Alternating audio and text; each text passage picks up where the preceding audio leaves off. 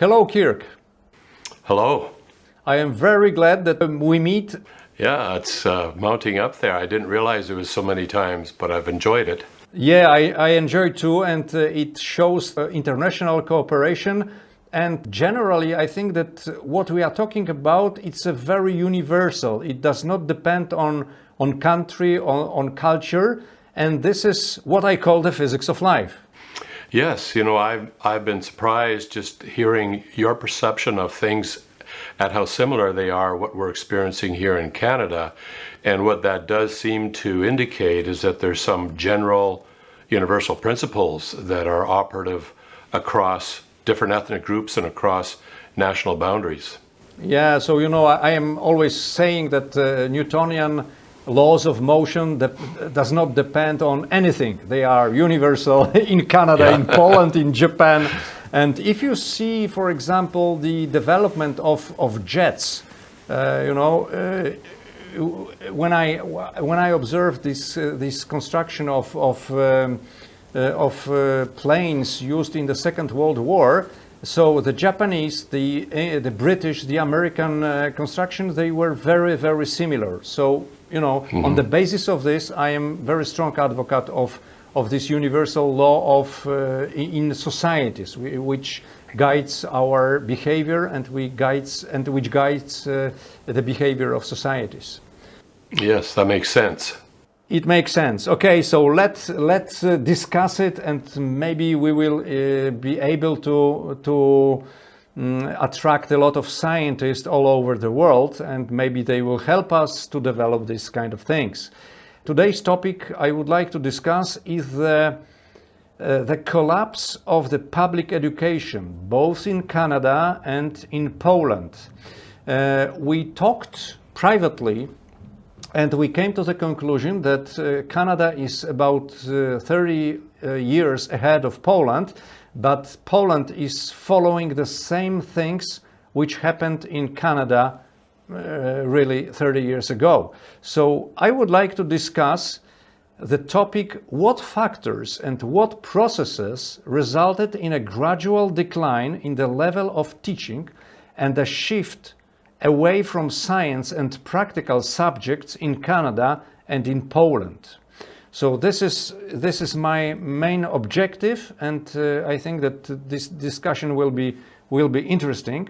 We agreed, both of us, that we observe a systemic sinking of Polish and Canadian public education.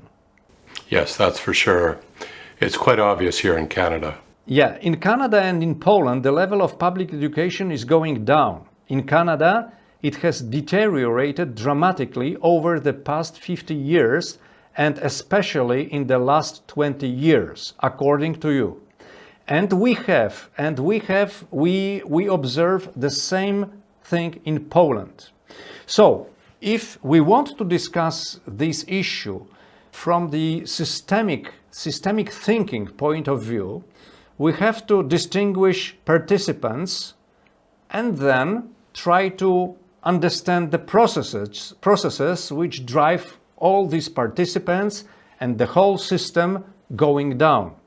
So I propose that these participants, who participate in these systems, are pupils, teachers, teachers' union, politicians, officials of the Ministry of National Education, local school boards, parents, journalists, social activists who impose pressure on school boards or who seek to be elected to school boards. So, are you agree with this list? Yeah, I think you pretty much covered the whole range of influences or participants here. Okay, and now the basic law of the physics of life, I called it nature of an honest man. It's an ambiguous name, but it simply means that everybody is greedy. Everybody wants more for less. And this drives all the behavior of all kind of systems created by man.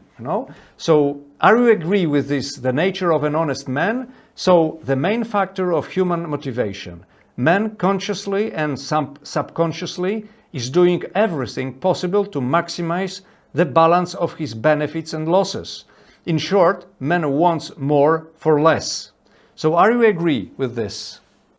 Oh yes, in fact, I think this is something that, what you've just described, this basic law, essentially that humanity is greedy or individuals are greedy, is something that often is forgotten by some of the idealists who are proposing changes to public education systems, for example, because they assume that everybody will cooperate and everybody will do their best.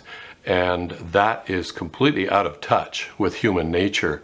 I think what you've described is reality. And any system has to count for reality as you have described it. Okay, so I completely agree with you, but there is one key word you used. They forget. Do you think that they really forget? Maybe they don't know. Maybe they try to hide this in front of the public because they want to get something from this public. So I mean, maybe promising, very nice, spectacular achievements we can achieve being guided by them. They want to get power, and then they do everything they want. The friend of mine, a philosopher from India, Barun Mitra, said, when I discussed with him, he said that Mao, Lenin promised bread, ground, and peace. And when they get power, they took back bread, they didn't have the peace, they started war, and they didn't give to the peasant the ground. They just said that everything is common, everything belongs to everyone. So they forget Kirk, or they are very conscious what they are talking about? That's a very good question, because saying that they forget might be a little simplistic. Some might forget, but others might be fully aware of this, as you suggest, but still for their own purposes don't talk about it or act as if it's not a problem. I've talked with a lot of people on the other side that tend to not want to talk about this basic principle that human beings are greedy. And a lot of them just seem to not see it. It's almost a form of delusion or a form of insanity sometimes, that people maybe willfully, or they just are blind to this basic concept. Now, there's people like that, but then, as you point out, there are a lot of people who know what reality is, but they just don't want to talk about it because they want to advance their own agenda or their own projects or purposes for reasons that you described. So we have a group of people who are aware of this, and I think that the common people, in the middle, I have an impression that the people think that there is two parallel worlds. So the first one is my world, in which people are greedy, but the world described by politicians is something completely different. It's nice, it's just as a paradise. Yes, I think you've described it well. Okay, so let's now to discuss, the behavior, the factors which influence each of participants of this educational system. And I would like to start with students and pupils. I think that the students are rarely interested in intensive study of many subjects.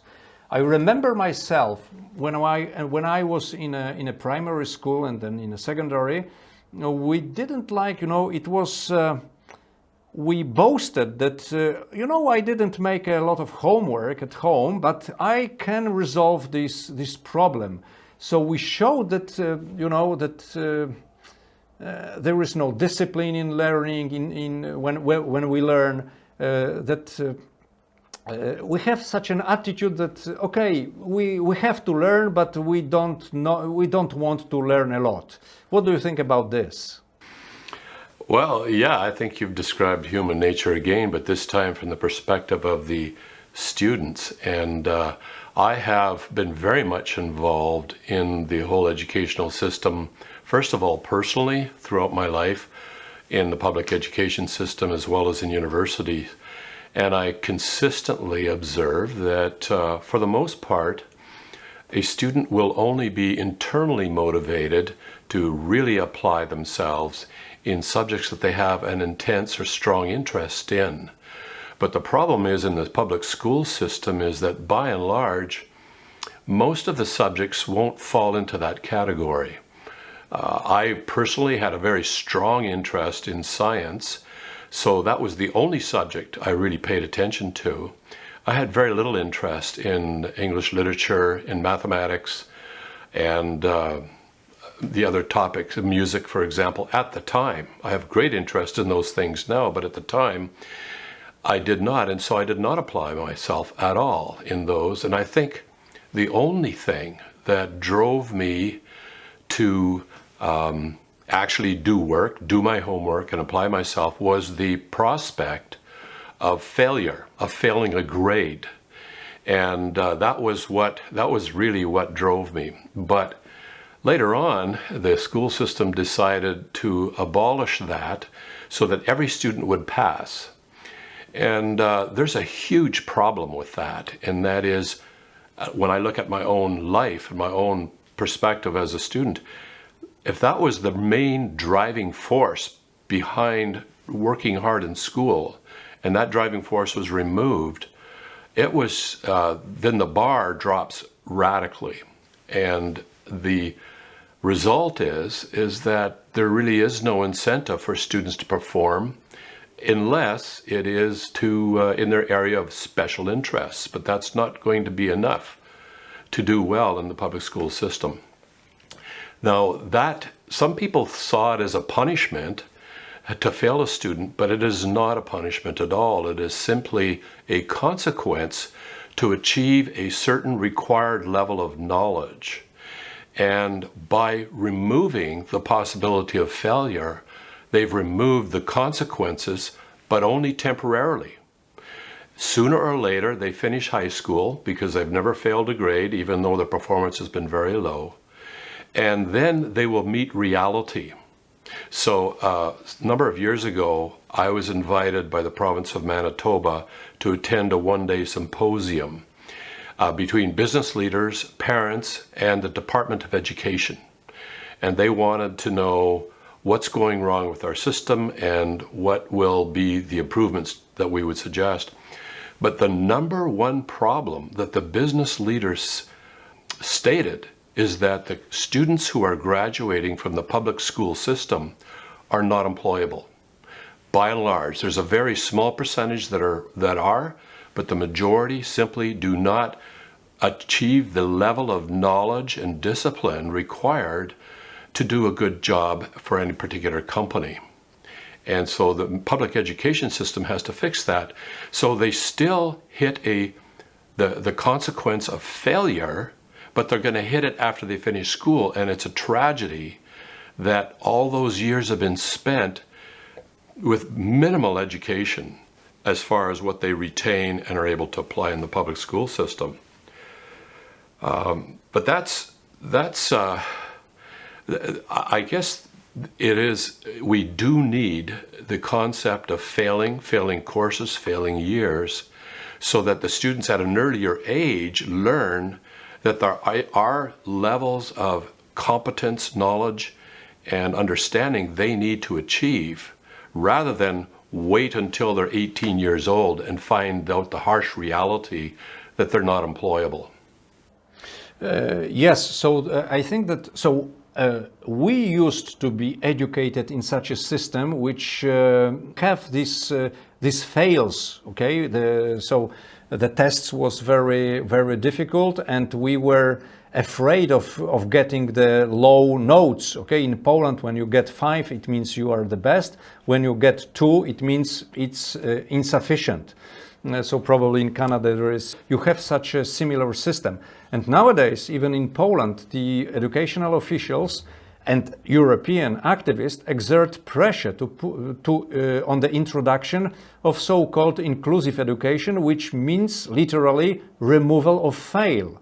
So we follow the Canadian experience, and probably in the nearest future we will also have an unemployable young people just who left the school.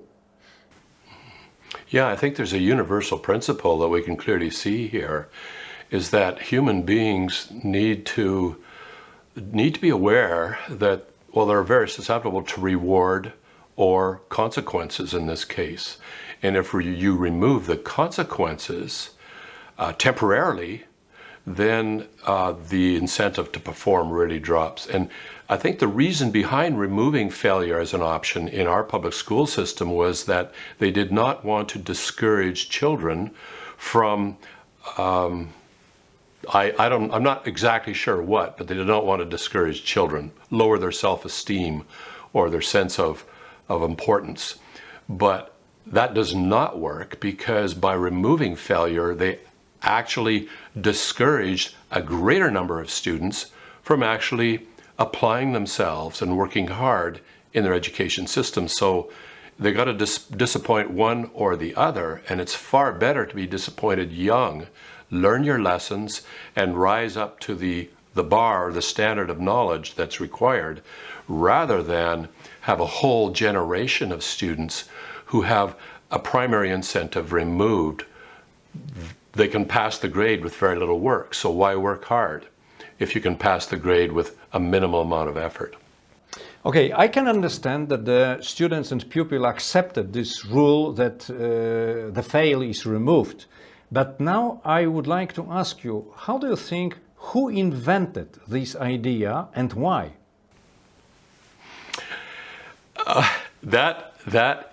I hate to use terms like, well, it was new theories arising in the area of sociology and psychology.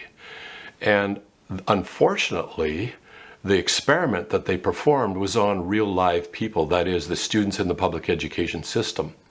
And this was a disaster. So these new theories are being floated by academics or PhD students who are a little out of touch with human nature, I think, a lot of times, or they think that the environment is the main incentive for a person's behavior in the future versus that person's own personal responsibility. So they downplay personal responsibility, increase the importance of the environment, and they focus on creating an environment where you always succeed.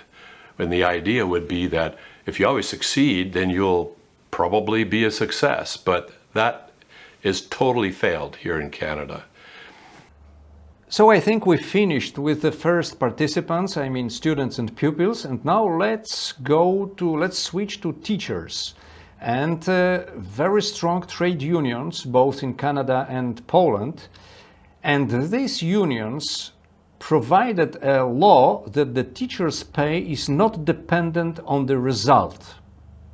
It's a typical socialist regulation, and it leads to the state that the people are not interested in hard working, are not interested in working at all, I would say. I observed this in Poland. In my school, in the socialist Poland, when I was young in 1970s, the teachers, so I would say that some of them taught very well, that they were involved. They were not very lazy people, as I saw the problem when I was young. Nowadays, I see that, for instance, some of our teachers, they were not working hard. I mean that they were not professionals. They just wanted to make an impression that they teach us, and then everything was okay. So we didn't receive bad notes. They always tried to, let's say, help us. And when we left school, we didn't have a knowledge from the subjects they taught. What do you think about the attitude of the role of teachers in the collapse of public education system?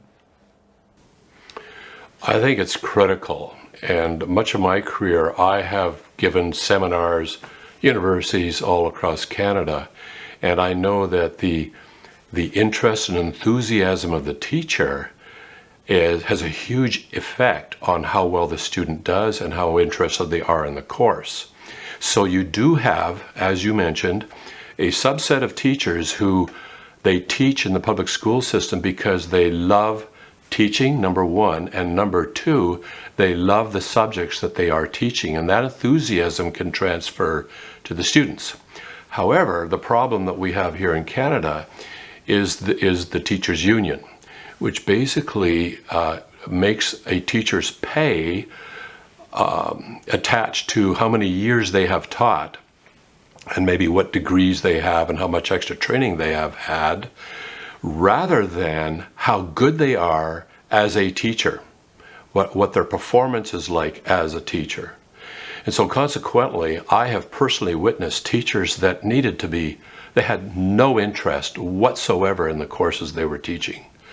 Maybe they started off years ago interested in what they're doing, but they had lost that interest. There was no incentive to improve their teaching ability because their pay was not contingent on that. And in fact, there may have been discouraging factors in the area of needing to fail students, but you couldn't. The lack of discipline in the classroom, which you were not by law permitted to do anything about.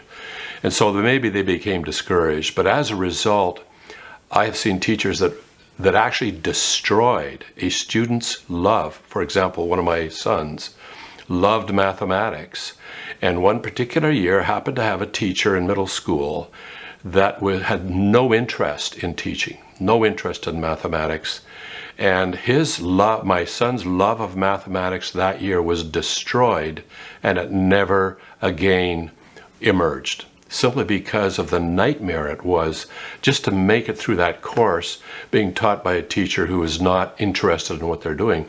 But there was no penalty for the teacher, nor was there any reward for doing a good job, because the pay was attached to how many years they had taught as a teacher, and that had been determined by the trade unions.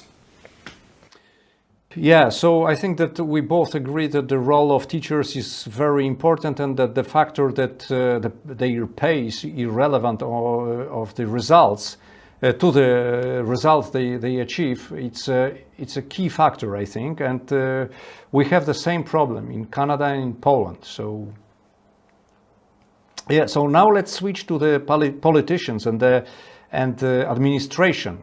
For those in power, the public educational system is a strong asset, and I would like to explain the word asset. It is any resource owned or controlled by an economic entity, resource, tangible or intangible, that brings or can be used to produce benefits. So I think that the public educational system is such an asset for the politician and administration. It brings some benefits to them, but not necessarily teaches well the subordinates, I mean the pupils and the students. So this public system of healthcare or education, it's a good justification for spending public money, much of which comes back to them, to the politicians. It's also a source of job for their cronies. Crony, it means fellows, okay? The people they can provide a job, and these people are very happy because they have so-called not workplace but pay place. You know, you don't have to work hard, but you receive the salary. And also, so I would like that you explain this about possibility of imposing their own ideologies while teaching. I think that the politicians that they want to produce good subordinates, the people who are not very intelligent, the people who are not understanding the social processes, but the people who obey them. What do you think about this ideological brainwashing?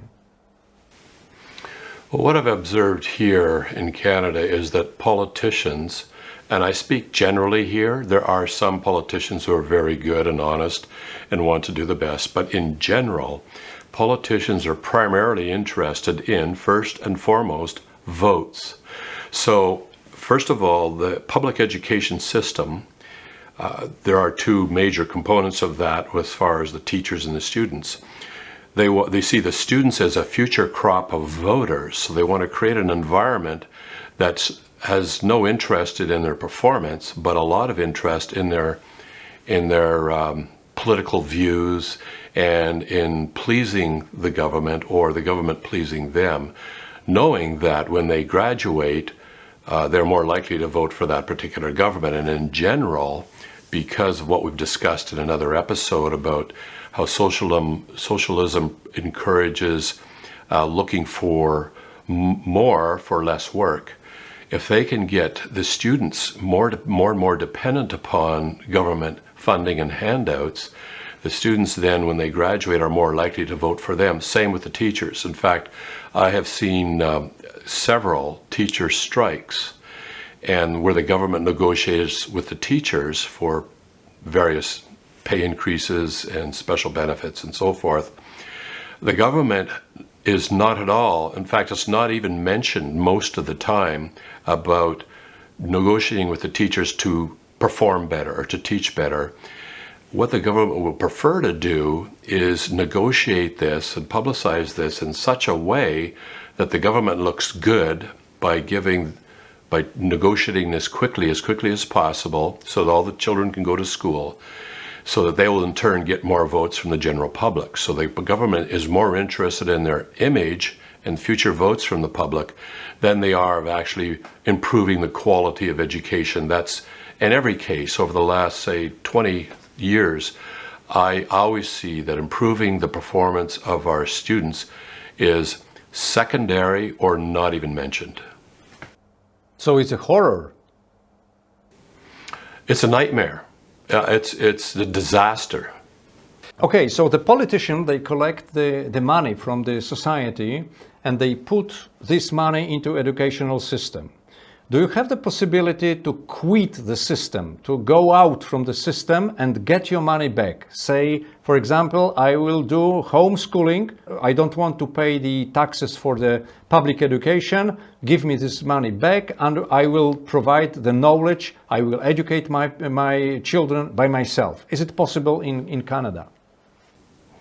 Oh, I wish it was, and it was almost possible a few years back when one of our provincial governments decided to do something like that, so that if you wanted to step outside of the public school system and send your child to a private school or homeschool, you could actually get tax benefits for doing so.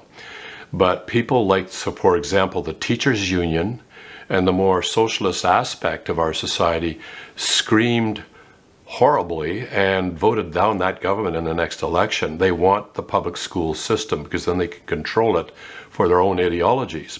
So right now the situation is there is a huge exodus from the public school system. Parents are finally beginning to wake up to what's going on, but yet they have to either send them to a private school, which is very expensive, or they can do home education, and many are doing that. I've been involved in meetings just over the past 12 months by an increasing number of parents who are forming committees and meetings. How can we educate our children, because the public school system is now educationally bankrupt and we can't afford private school? Can we have something in between, like pods of maybe 8 to 12 students, sort of like a home education, but where you have a number of students from the same grade being taught by volunteers who are good in that field. So there's all sorts of things happening right now, but by law, we still have to pay the full educational taxes that are required of us every year, and those taxes are stipulated, so we know exactly how much we pay per year. And it doesn't matter whether you send your child to a private school or you homeschool, you still have to pay those to the public educational system. So it ends up that parents who pull their children out of the public educational system pay 2 times. They still have to pay the public education taxes, and they have to pay all the expenses that are involved in acquiring their own textbooks or sending them to a private school. It explains a lot. So it proves that I am right, that the politician use this not for educating, but for collecting the money and providing the workplaces for their cronies, some investments, and when you invest some money, you get some money back from the people who are constructing the buildings or making some things. So you are bribed, and maybe they want to be bribed. I think for me it's obvious, just obvious, and I call this financial leash. So the politician, they hire some people, the people who promote the system, and such a people are rewarded, and they select. Okay, so these people are their cronies. These people are those who support them. So who maybe they provide some votes also. Recently I read a book about Nazi Germany in 1930s, and it was about the educational system.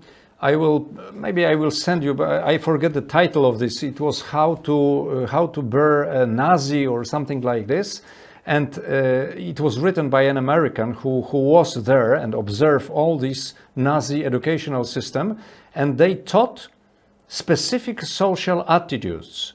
For example, devotion to the leader and influence with Nazism. Nazi, it means national socialism. Is such a ideology is also in Canada. So do they teach devotion to the leader, or maybe not to the one unique leader, but maybe to the leading party or some special behavior? In Canada, I don't think it's devotion to a particular leader, but to a particular ideology or set of ideologies. And the ideology is heavily influenced by the teachers' union, which has enormous power, say, for example, in our province, and they can vote in or vote out a government. They have enough power there to maybe tip the scales for or against. So the government, in turn, very interested in pleasing the teachers' union, but the teachers' union tends to be led, well, it is led, because I've been on their websites and spent a lot of time reading their policies.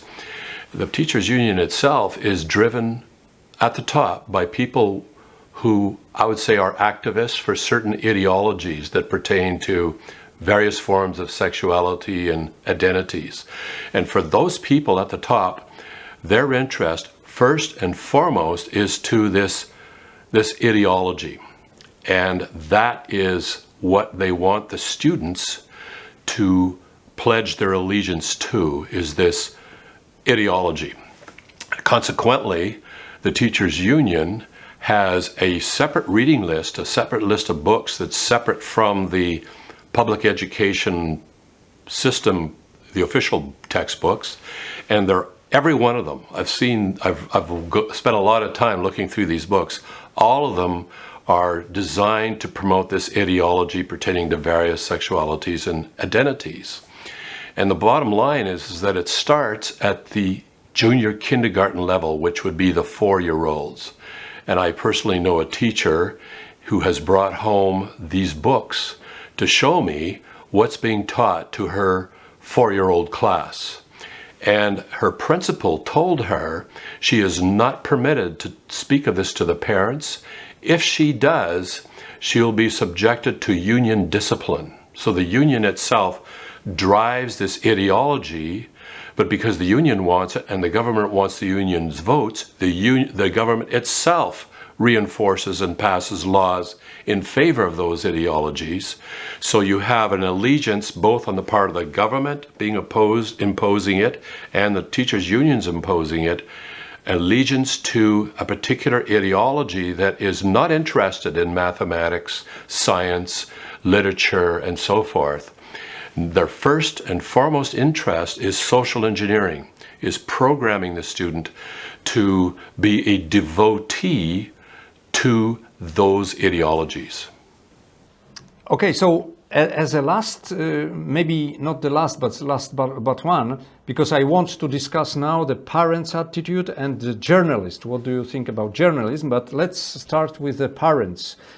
So you just said that they wake up, and what happened before? They were blind, or they slept, or they didn't see what is going on?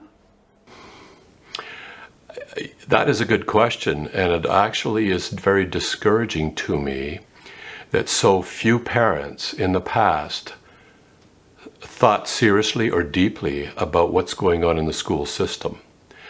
On the other hand, as I just mentioned, the school system, as they began to promote these ideologies, did not want the parents to know. In fact, there's a law in place right now that limits what the parents can find out about their child in school. So it's a general problem with humanity in general. You mentioned a universal kind of get the most for the least work, or basically that we're greedy. That's a human nature aspect of things that we have to overcome, and that's why we want to teach our young people how to discipline themselves to overcome that particular problem. But there's another problem, and that is that I fear that most people in our society, by most I would say at least 60 to 70%, don't think very rationally or critically about anything other than their daily lives, about their jobs, what to do on their vacation.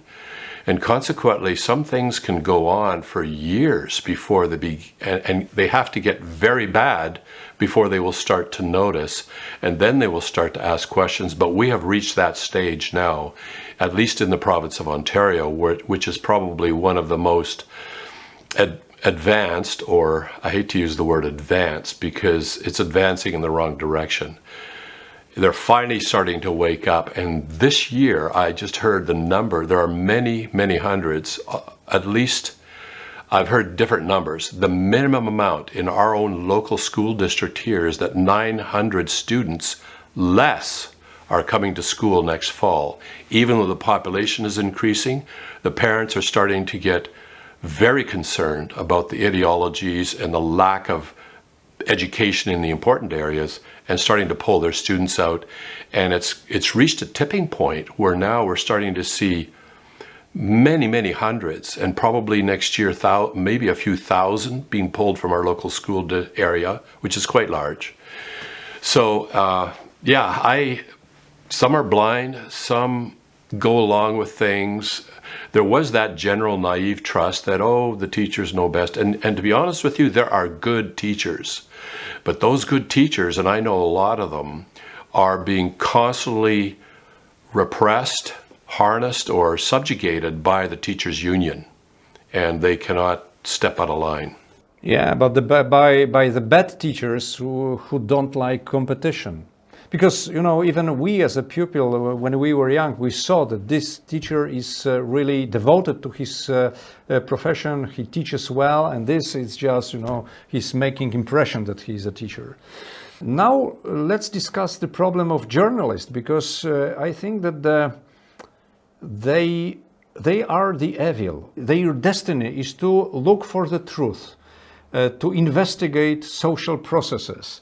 However, in Poland, they lied. They were, we said that they were soldiers of propaganda front, of propaganda, divisions or army or something like this. And after the transformation of political system in 90s of the 20th century, we thought that the attitude of journalists will change, but it doesn't. And so they still lie. They are sowing ideology, and they are not seeking the truth. What do you think about Canadian journalism? Yeah, I am sad to say that this is happening here in Canada in a major way. For example, most of our major news outlets here in Canada receive huge funding from our federal government. And the federal government right now is very socialist, and their funding, that because the media is funded by the government, the journalists tend to want to say things favorable to the government And the other problem is that the activists have slowly worked their way up to be journalists and involved in the media. And I saw this happening over a period of 40 years. I knew it was happening on the university level 40 years ago because I noticed that the people promoting these ideologies were trying to be, were getting involved in the local student papers at a university level. But then they, after graduation, they became involved at a higher level for some of the media outlets, to the point today where most of the major media outlets in Canada are very left-leaning, socialist, and they strongly endorse these ideologies pertaining to various forms of sexuality and identity. So it's very difficult. For example, I know a senior journalist who's near retirement now, but she told me that each morning they would have a meeting by the editor, and the editor would tell them what stories they will cover and what stories they will not cover. And it was all, according to her, heavily influenced by what the newspaper or the media outlet wanted to promote and they wanted to put down. And typically anything to do on the left side of the equation or the socialist side would receive the publicity in a very positive way. Anything more conservative would actually receive no publicity at all, or very little, or if they did, would be negative publicity. So she observed this firsthand within the media, being dictated from the top down what ideologies they will promote and what they will not promote. And it's reached the point now where our opposition government is, in the next election, as part of one of their promises, is to defund the media. That is, the media will have to survive on their own and not depend on government funding. And the general population is getting more, what would the word be? They are getting just, they look with scorn at the media now. So many people say, if I see the news, I don't even watch the news because it's so heavily shaped by these ideologies to promote certain ideologies, so they're not involved at all. And if there's with regard to the public education system, the media will always take the side of the trade unions. That's what I've observed more recently in the last, say, 20 years. And they take the side because they have something in common, these ideologies. They're not concerned with the quality of education. You almost never hear anything about it. But they're more concerned with the social engineering project that the ideologies are involved in with the public system. The conclusion is that the politician created a dummy system, dummy educational system. They don't pay attention what results will be produced by this system, what quality of education they will provide, but the system feeds itself by collecting the money from citizens, giving back, not saying diplomatically, the product which is not in high quality, I think. Yeah, I think if I could summarize it in one sentence, is that the politicians want votes. And so when they deal with the public educational system, it'll be entirely with that priority in mind. Virtually never with a priority of improving the quality of education. Almost never hear about that from the politicians. It's almost always with the priority of getting more votes, so that everything will be decided according to that. Kirk, thank you very much for this upsetting discussion, because we observe the same processes, the same factors in Canada and in Poland. And of course, we are concerned about this, you and me, and maybe a lot of people, but we have we are not causative. We cannot change anything for the while. But I hope that this knowledge we are providing here, we are discussing, and with your perfect English and your ability of very well explain the problem, I think that maybe we will attract some people who may change in the nearest future all these bad processes we have been discussing now. Well, we can hope, and we're doing our part, at least, to try and add clarity to to this. Yeah, thank you very much. My pleasure. And I propose we will discuss next time. I will propose the topic difference, the different system of functioning. The politician function in a different system than people, the businessman and entrepreneur. And I would like to compare these systems and show the results, the outcome of this. Yeah, very good topic. Okay, thank you very much. Thank you.